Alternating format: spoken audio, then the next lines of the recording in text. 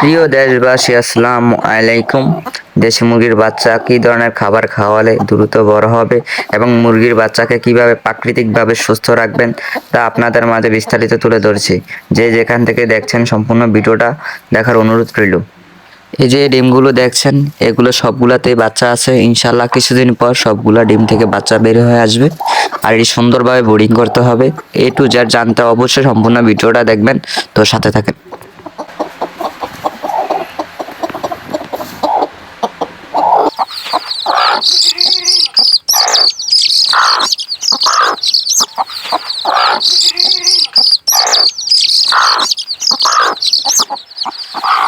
যদি মুরগির বাচ্চাকে দ্রুত বড় করতে চান তাহলে অবশ্যই মুরগির বাচ্চাকে পুষ্টিকর খাবার খাওয়াতে হবে। পুষ্টিকর খাবার খাওয়ালে মুরগির বাচ্চাগুলো দ্রুত বড় হয়ে যাবে।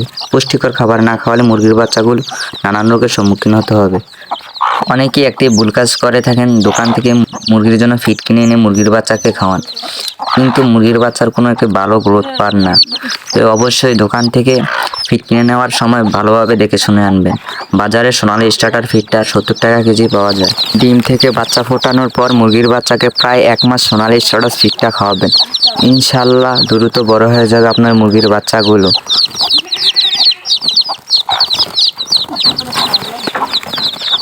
আর কিভাবে ঠান্ডা থেকে মুরগির বাচ্চাকে দূরে রাখবেন, সপ্তাহে 2 দিন করে মুরগির বাচ্চাকে আদার রস এবং রসুনের রস খাওয়াবেন। ইনশাল্লাহ আপনার মুরগির বাচ্চাগুলো ঠান্ডা থেকে দূরে থাকবে।